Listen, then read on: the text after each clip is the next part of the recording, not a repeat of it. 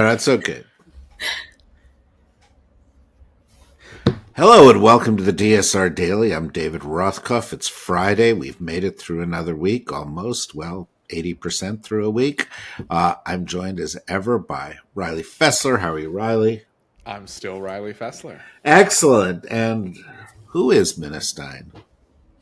She's somebody who's excited to jump into our first insane news story. There's a lot of news. Don't know if we'll get to it all, but we'll try. We'll try to squeeze it into 10 exciting minutes. What's the first story, Minna? Mark Robinson, the Republican... Oh. That's the whole story, actually. No, just keep going. Keep going. The Republican candidate for governor of North Carolina plans to stay in the race despite a CNN report revealing lewd comments he made over a decade ago on a pornography website. The post included offensive remarks and graphic stories, prompting backlash from both Democrats and some Republicans. Robinson dismissed the report as tabloid trash, claiming it misrepresents his character, which I think is very funny. As he trails his Democratic opponent, Josh Stein, in polls, these revelations could significantly impact his campaign. And that could also significantly impact the presidential campaign because North Carolina is a battleground state. Was won once by the Democrats not too far ago by when Barack Obama ran. It looks like it could be won by Kamala Harris. And with just the worst possible candidate at the top of the ticket in North Carolina, it could be a great thing for the Democrats. Couple of things on this. One, as Jen Rubin said on our great political podcast yesterday with Norm Ornstein, if you haven't listened, go listen to it. She was like, well, what could he have done that would be worse than 34 felony counts, stealing national secrets, or being convicted of rape? And the answer is nothing. The guy at the top of the ticket is terrible. That's how you end up with people down at the bottom of the ticket. The other question, of course, when this story was percolating, and there were a few hours yesterday where everybody was like, oh, there's a big story coming, stand by, is what could he have done that's worse than the stuff he's already known to have done? Because Mark Robinson is the guy who said, I don't think women should be allowed to vote. That's a great political stance to have in 2024. He also was revealed as a guy who had a 5 times a week porn habit, where he would go to these sleazy little porn stores and these booths, in public 5 times a week. But this story is even worse than that. He calls himself a black Nazi. He said slavery shouldn't have been abolished, and if it wasn't, he would actually own slaves. He said, I'd like to own a few. This is the guy that Donald Trump called Martin Luther King on steroids. Reminiscent of the I Had a Dream speech, these lewd comments. Yeah, right. From I Had a Dream to I'd like a few slaves, please. And then on top of all of that, there's the sleazy part of this, which are all of his tastes and all of his visits to porn sites and his also apparently visits to a site for people seeking mistresses and so on. It's pretty horrible. And midnight last night was the deadline for him getting out of the race. And so he's in it. And he says, I didn't say any of that stuff. But he did. And the story, which CNN carried, really goes into a great deal of forensic detail. Too much detail, one might argue. One might argue. But, hey, look, glad you're on the ticket there, Mark. Stay with it. Keep offering up those popular views. You could be the man who helps get Kamala Harris elected. So that's a good news story to start the day. Riley, what do you have? This story lacks the sleaze of the last story, which is kind of disappointing. Ukrainian President Volodymyr Zelensky is scheduled to visit Washington for talks with U.S. President Joe Biden and Vice President Kamala Harris. The discussions will focus on Ukraine's request to use Western-supplied long-range weapons to strike deeper into Russia. While Biden has expressed ongoing U.S. support for Ukraine, the administration has thus far been hesitant to authorize such strikes, fearing they could escalate tensions with Russia. U.S. officials are seeking clarity on Ukraine's strategy and how these weapons would be used before considering a loosening restrictions. Russian President Vladimir Putin has warned that allowing Ukraine to use these weapons would lead to direct conflict with the U.S. and NATO. Yeah, no, it won't. He's had a lot of red lines. His big army can't beat Ukraine, so it's unlikely he's going to be able to stand up to NATO. And although he made a big mistake with Ukraine, it's unlikely he will make that mistake.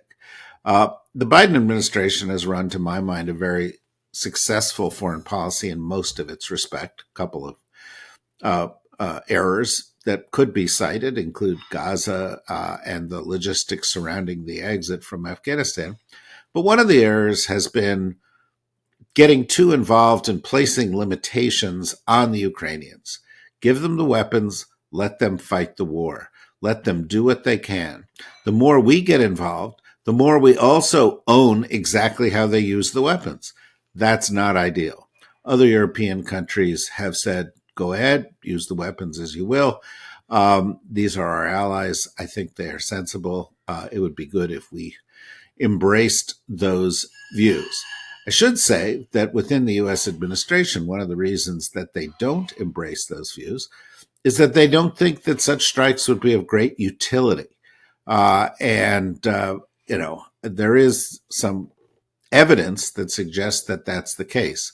But when the strikes do hit vulnerable places deep into Russia, they have a significant value, not just in terms of the progress of the war, but in terms of morale in Ukraine and the message sent to the world. And that could be significant as we move closer and closer to a period in which a negotiation is likely and momentum is going to be a big issue. Minna?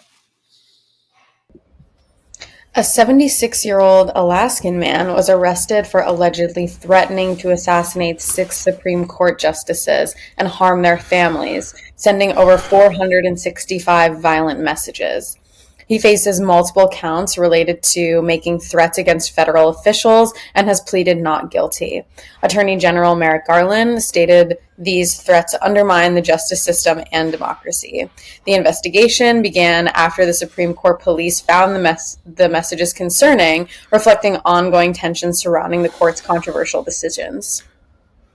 Yeah, I mean, this is a violent country, the United States, and there's a lot of lunatics out there. And unfortunately, in the United States, if you're a lunatic, you have access to weapons. And so the threats of lunatics have to be taken in a different way than they are in other countries, where it's much harder to get a hold of weapons and do damage. That's something we've brought upon ourselves. Clearly, as we have seen in the wake of the last attempt on Donald Trump, these kind of threats occur all the time, it is a real character flaw in the United States, and hopefully we'll move beyond that. We'll move beyond the kind of combative nature of political discourse in the United States.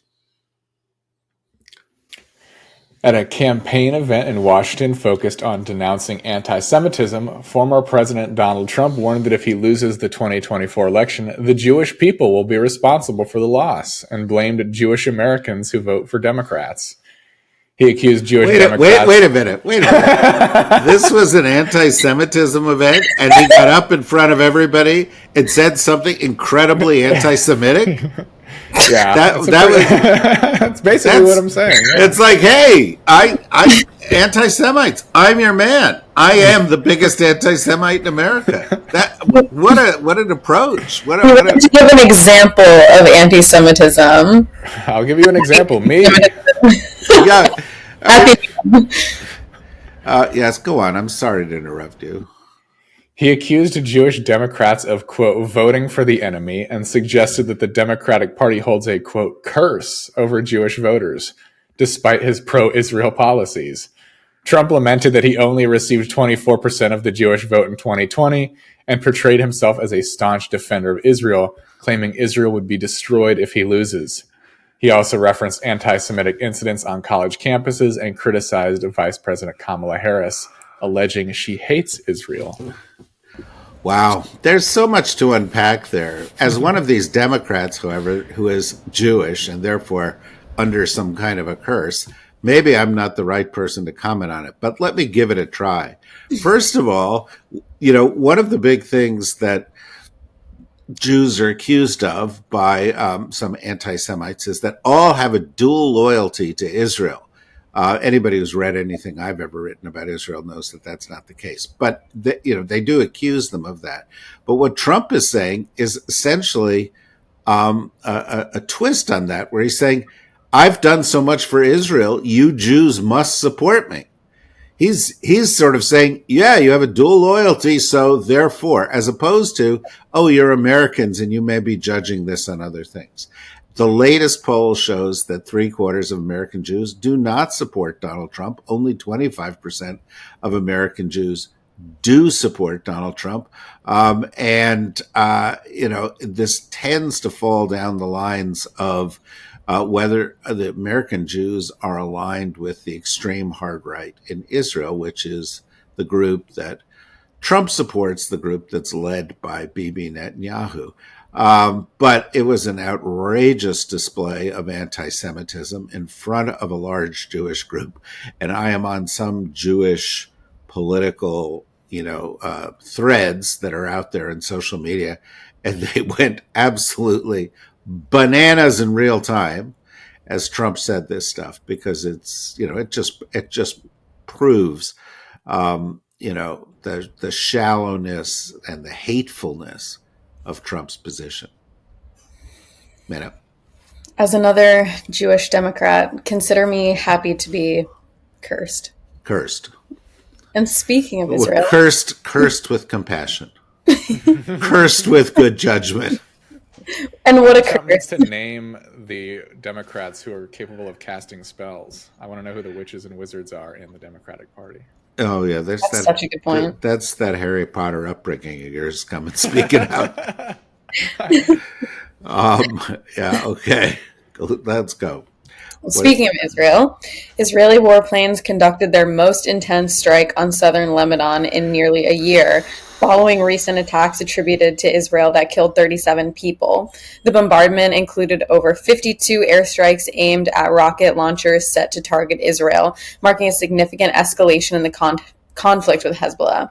The Hezbollah leader condemned these actions as potential war crimes and claimed Israel had crossed critical boundaries. Amid escalation tensions, both the U.S. and Britain called for restraint and a ceasefire as fears of a broader conflict grow.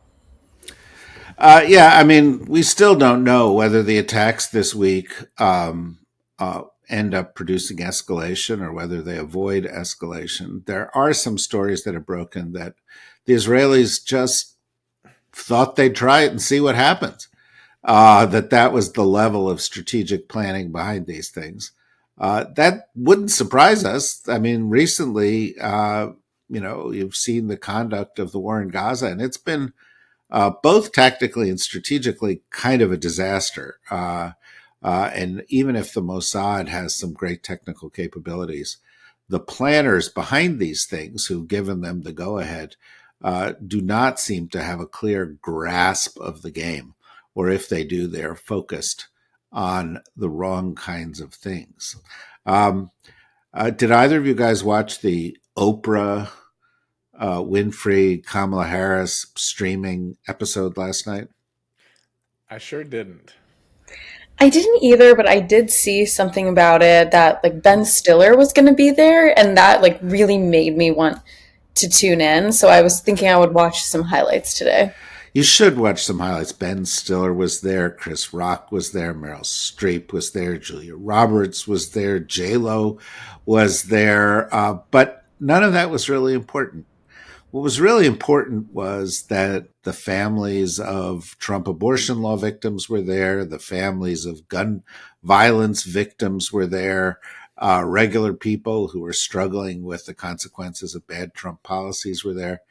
And something was revealed about this campaign that may sound incredibly simple, but really shouts out in contrast to stories like the Mark Robinson story.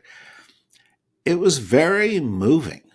The compassion of Kamala Harris, the focus on people of the campaign, as opposed to politics or bombast or hate, um, was really striking. It was really like, no, no, I'm about you. I'm about what your concerns are. I can feel it. You could see it in her face.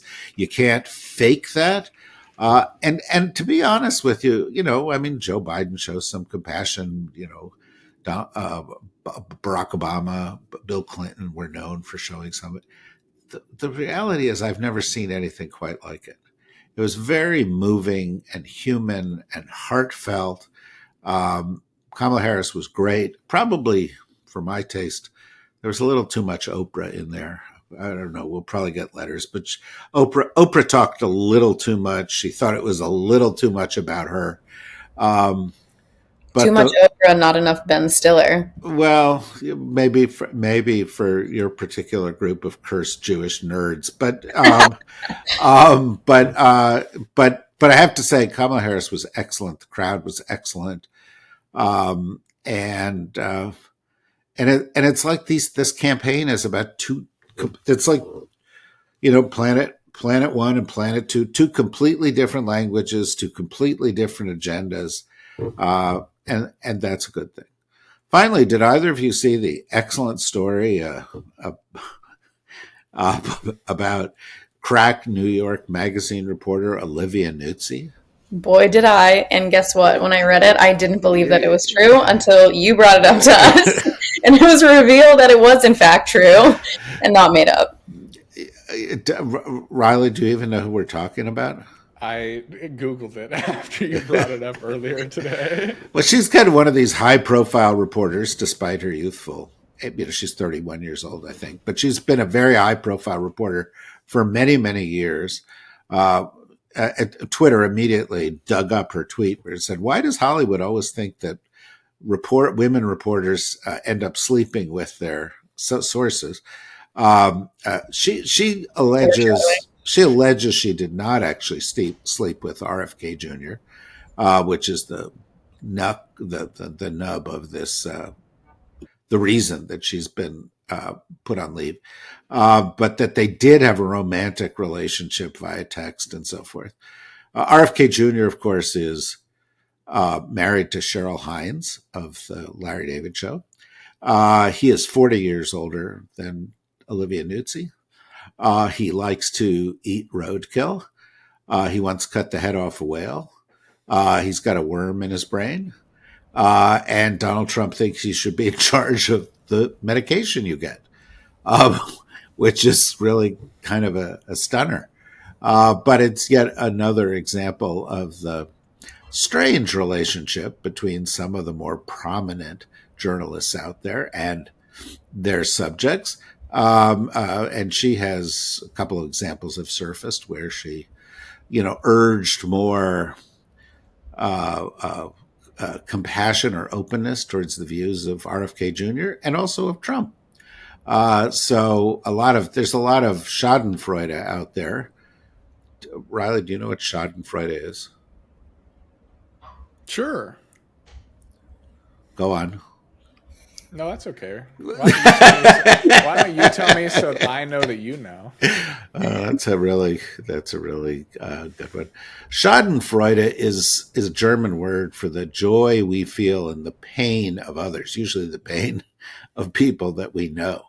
And in the case of Olivia Nuzzi, who was very high profile but also kind of caustic, Twitter was just filled with Schadenfreude over the course of the past 24 hours. So there was a lot going on there, and we haven't even talked about Shohei Ohtani having the greatest day in the history of baseball, which has been around for a couple of hundred years, which was kind of amazing. And I'm just waiting for Trump to say, "See, there are those immigrants again. There are those immigrants again. Stealing our American pastimes." But he better not do that because Shohei Ohtani is way more popular than Donald Trump, I think. Anyway, that's what we've got this week. But with a day like yesterday, who knows what'll happen today? If anything really big happens, we'll, go beyond our scheduled programming and bring it to you. Otherwise, we'll be back on Monday. Have a good weekend. Enjoy yourselves. And there are 46 days to go until Election Day. And today's the first day of in-person voting of this election season in Virginia. So if you're in Virginia, like one of us is on this podcast, get out. We won't say which one, but I hope Minna is getting out and going out and voting today. Absolutely. For whoever she wants, so long as the curse works. We'll put the curse today. Somebody's got to renew the spell. Yeah, put the curse to the test and vote for Abigail Spanberger as governor of Virginia, who deserves the job. You know why she deserves the job, Minna? Because anyone other than who our governor is now deserves the job over him. But she's been on our podcast. She sure has.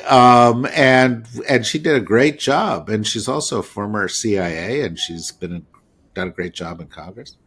I should say she's also very qualified, but I would vote for a shoe over the current governor. Yeah. Well, the curse is strong with this one. Which is a reference to something else. In any event, have a good weekend, Minna. Have a good weekend, Riley. Have a good weekend, everybody. Bye-bye.